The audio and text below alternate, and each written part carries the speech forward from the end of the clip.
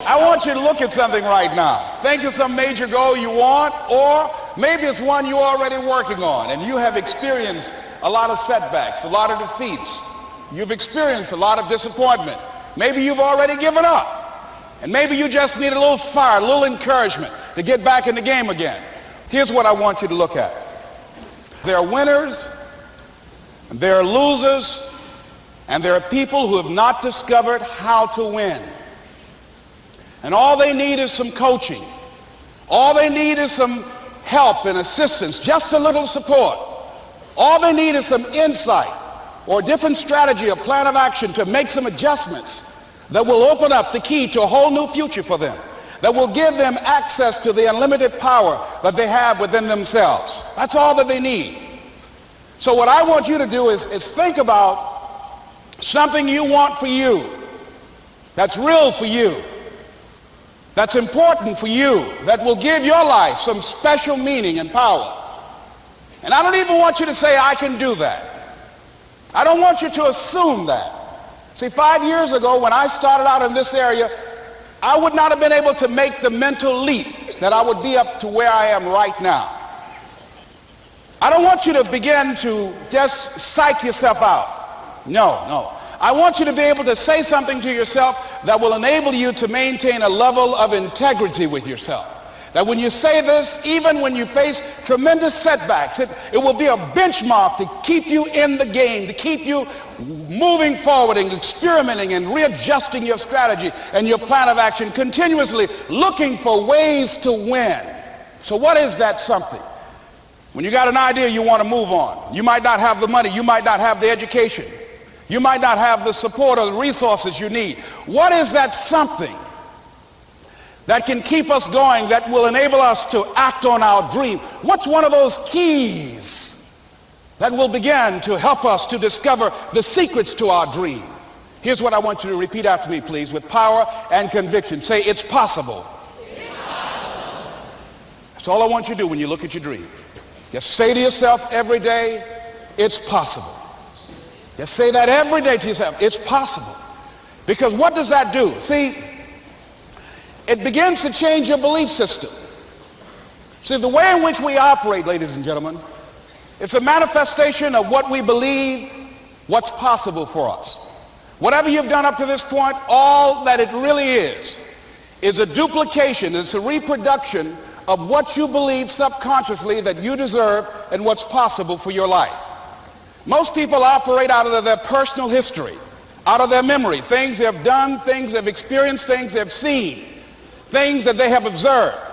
What I'm suggesting that you operate out of a larger vision of yourself. I want you to see yourself doing what you want to do, experiencing what you want to experience, having what you want to have, doing what it is that gives your life some meaning and value.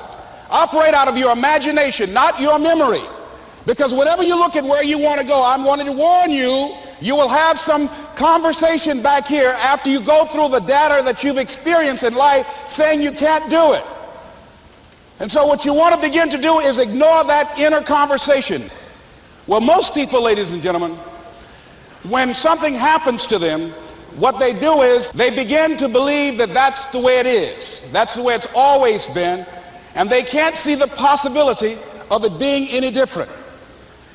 Example, before April 1954, the common belief, the universal belief, because it had been tried again and again and again and people had failed, the belief was that man was not physically capable of breaking the 4-minute barrier, that he could not run a mile in less than 4 minutes. That was the belief on the planet. It had never been done.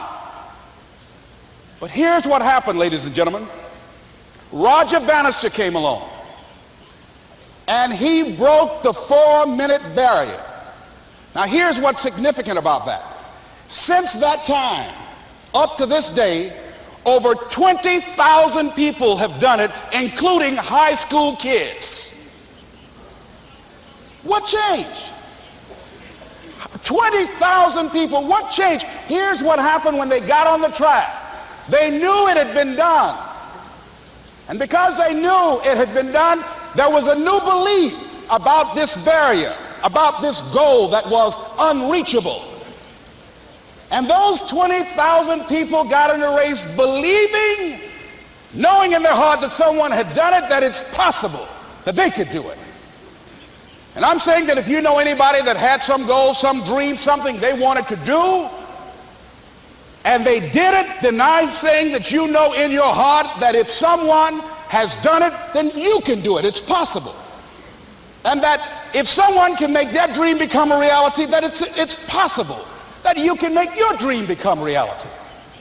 And so as you begin to look at where you want to go, beginning to embrace that, it's possible. I'm blessed and highly favored. I've got a lot going for me. I got some good stuff in me. And it's possible that I can bring my greatness out here in the universe. That I can do what I want to do. It's possible I can write my own book. I can have my own business. I can take the trip and travel around the world. It's possible. I can bounce back from adversity and reinvent my life. It's possible. Regardless of where I am, the things can get better for me. It's possible. I'm thinking about two men right here in Chicago who are fairly successful, similar background, educated. They worked for a corporation for many years, and they were among many people that were laid off. Two guys who were very good friends. One went out looking for a job for several weeks along with the other one, and they faced disappointment and rejection again and again and again. They couldn't find any work, which is the story of many people across this country. One guy stopped. He became discouraged. He stopped going.